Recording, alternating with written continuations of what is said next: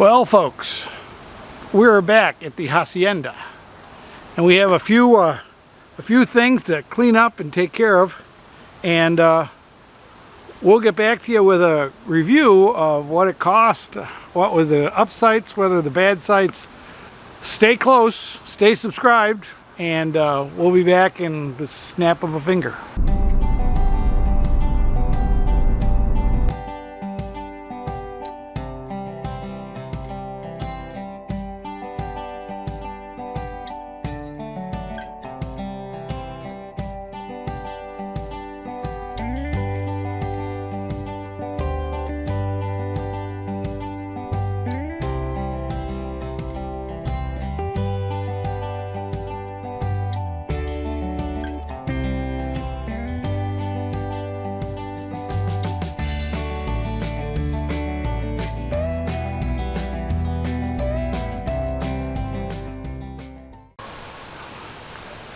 Well, we finally got cleaned up. We got a haircut or two and shaved. You probably don't look back at the other thing, you probably never noticed the shave. But anyways, it's good to be home. It's the first time I've slept in a bed with no sand in about 2 months. So, and we've got some things to show you at the end of the video, so stay around. Don't go away. We've got some interesting things to ask if you want. But now I gotta paint my deck. I gotta do something about this guy. I may have to. So we got a lot of work to do. But let me give you the stats. Hang on a minute. We spent 2 full months just planning the trip. Just non-stop, way back in March. We wanted to get all the reservations in 6 months in advance, which is the open reservation time. So we did get in there pretty fast and get those reservations set. We did do mostly reservations. I think the next time we go up, we'll probably do just boondocking, dispersed camping in the national forest. There's a lot of spots, a lot of places. We were still working out the final details of where we were going and how we were going to get there about 2 weeks before we left. We had watched about a gazillion videos of the UP and looking at all the stuff that people do up there and what's to see. And it's amazing how so many of them are so much alike. Amazingly though, and you might notice this in the video, I didn't do any research on the lower Michigan, the mitten they call it. I didn't know I was going to national parks when I was going to the Michigan Dunes or the Sleeping Bear Dunes. I knew there were a park, something called the Sleeping Bear Dunes, and I wanted to go there, but I didn't realize the campground is called Platt Campground. I didn't realize that was National Park Service. So we walked into a lot of that stuff without any real knowledge of Michigan, and I really think next time I go up I'm gonna take a little slower drive through Michigan, because that's a pretty interesting area above the midpoint of Michigan. So for statistics on the whole, we drove 3,186 miles just between campsites, pulling the trailer. So the trailer's got another 3,000 miles on it. We drove 2,000 miles just sightseeing and going places and checking things out. So it's over 5,000 miles total on the car for the whole trip. We originally estimated that the gas was going to cost around $1,100. So we had that put into the budget for the trip.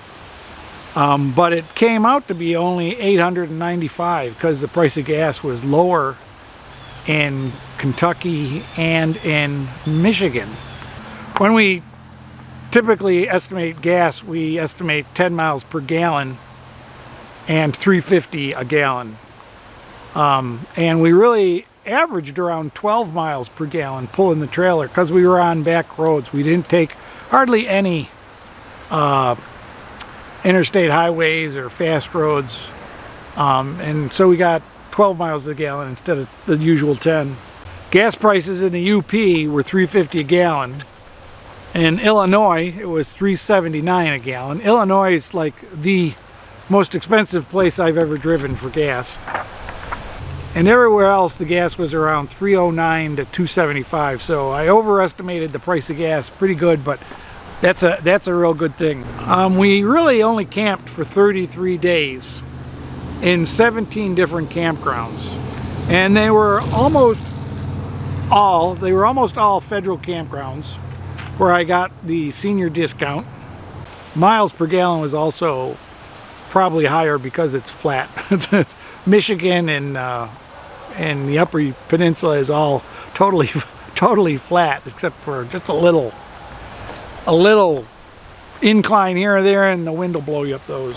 Because in 33 days we camped at 17 different campgrounds, I can barely remember what any of them are about. I'm so glad I did the videos because I can look back at them and say, what did we do there? The most expensive campsite, of course, was the Virginia State Park at the Natural Tunnel. It was $47.12 for a night, one night. All the rest were federal rec.gov campsite reservations that were had a 20 to 50% discount.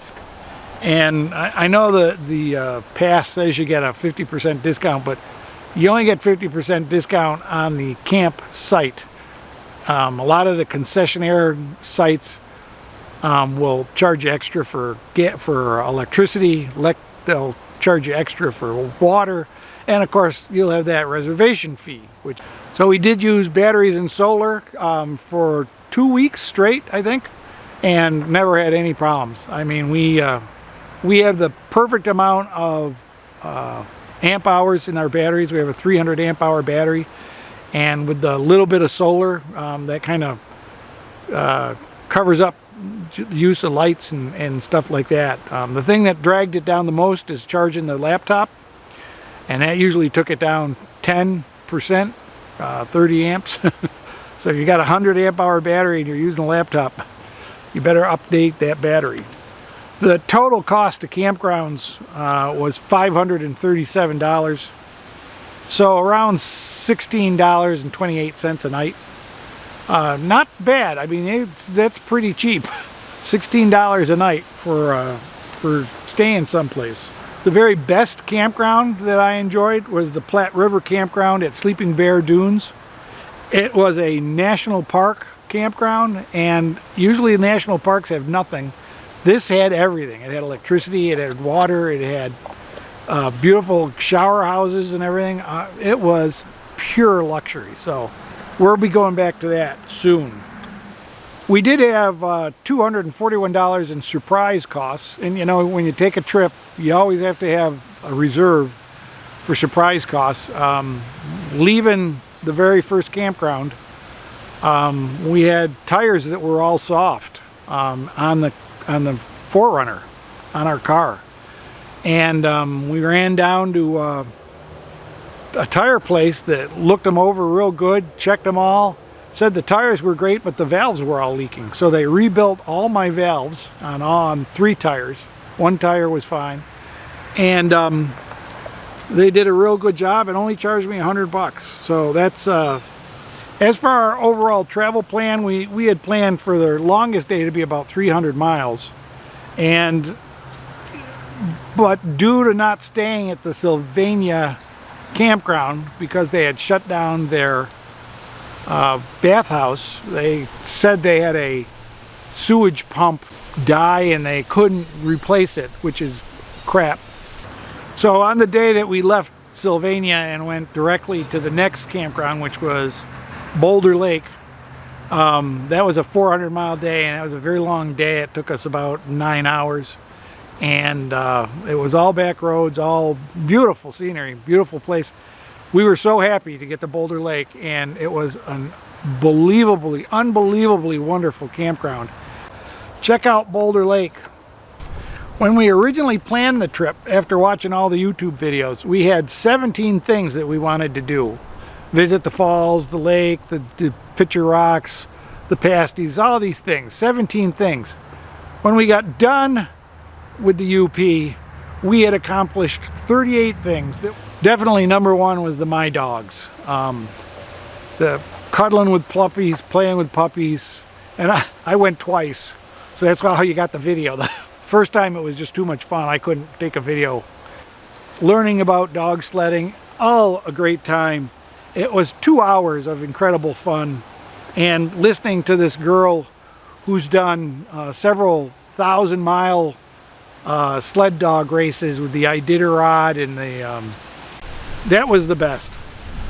Oswald's Bear Ranch, and watch the bears as people feed them apples and talk to them, and watch the kids pet the bear cubs and feed them ice cream and all that stuff. It's pretty fun, and it's a really charitable organization taking care of bears from all over the United States that you know, have to be pulled out of the forest or get hurt or hit by cars or things like that. They had some pretty messed up bears there, and they're keeping them and taking care of them until they pass on. But I had to get out of the wind there. It was getting cold.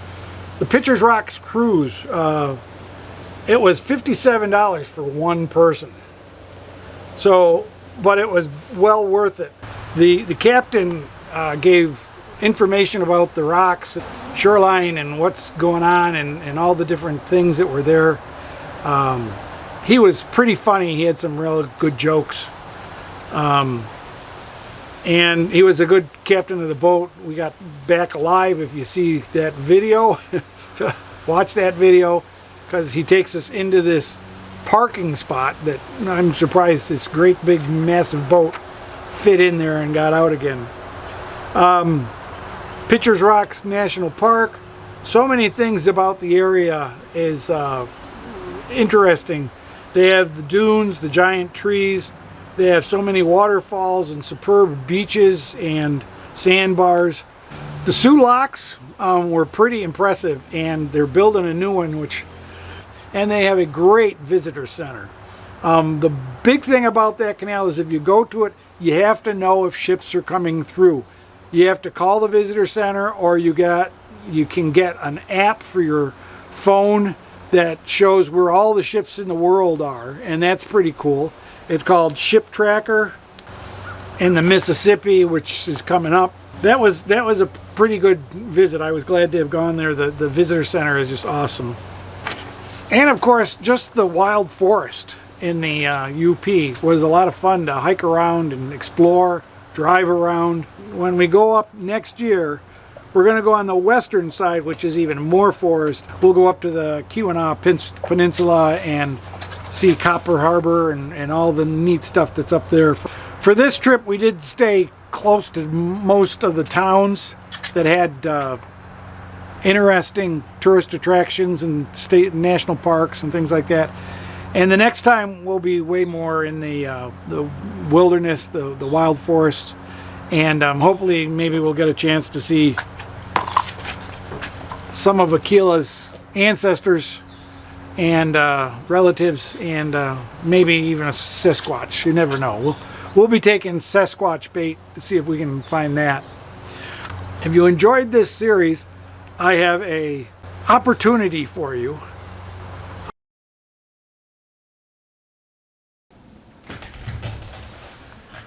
Hey folks, in the past, when I have gone to an area that had sand, I've collected samples and put them in little bottles like this. And I used to have a pretty big collection of around New York and New England. And I stopped that when I got out of college a couple years ago. And so I'd like to start doing that again, since I was up in Lake Superior in Michigan. And I'd like to offer that as a collection to you viewers that support my channel. These are what I collected from, this is Lake Superior sand. The light isn't very great in here. This is my den. And this is Lake Michigan. And they're pretty neat. And I'm going to collect sand from going down to Florida. I'll grab a couple of beaches down there, and I'll go over to, I'm going over to the Outer Banks next month, so I'll grab some from the Outer Banks.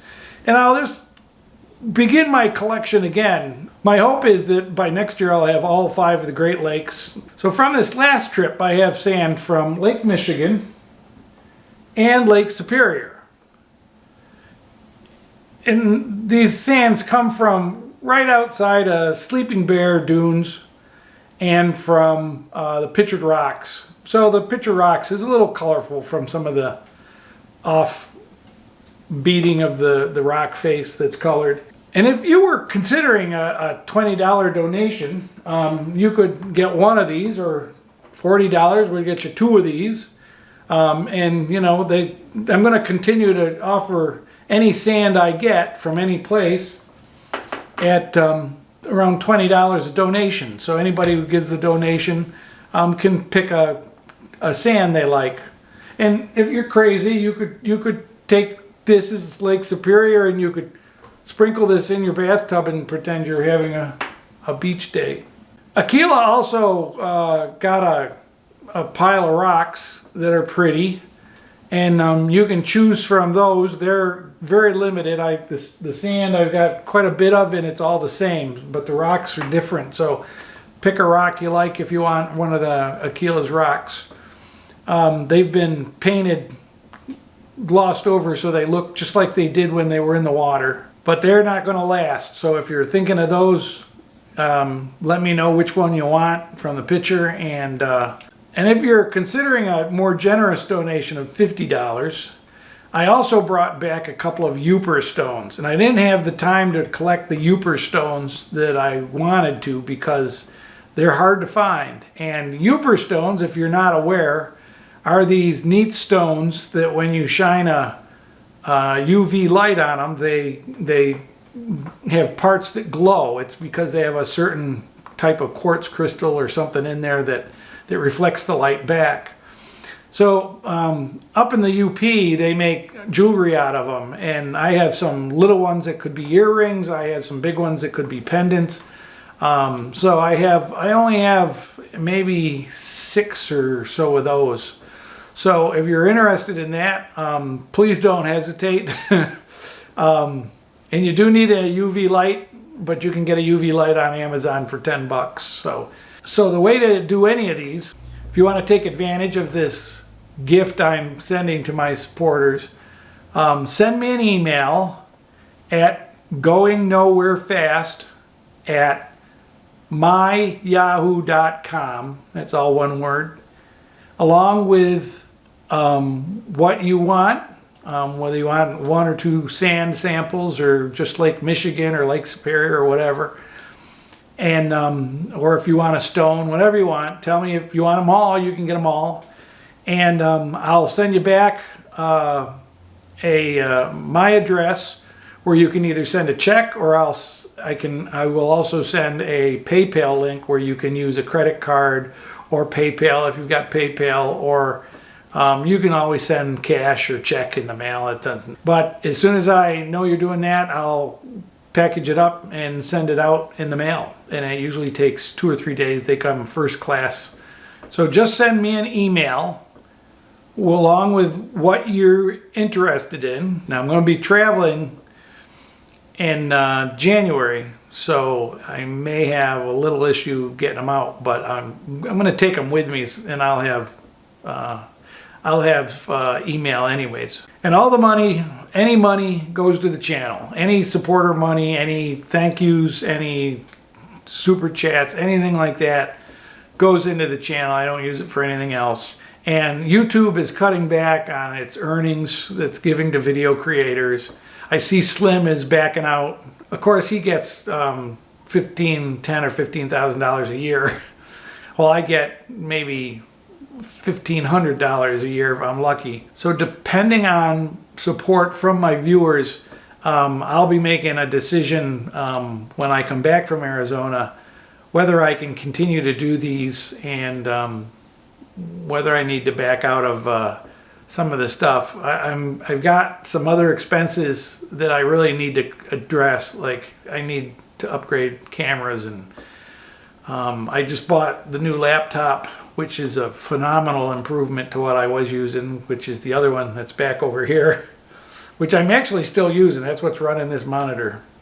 But appreciate your views, appreciate any support you can afford to give me, or any just watching, commenting, sharing, thumbs upping. All those things help the channel. So all those things are good support. I appreciate you being my supporters and my viewers, and I hope to meet you on the road someday. So thanks, folks. Troublemaker. Troublemaker. Yeah, you. Look at that avoidance behavior. Him and that ball. It's a lot of trouble right there.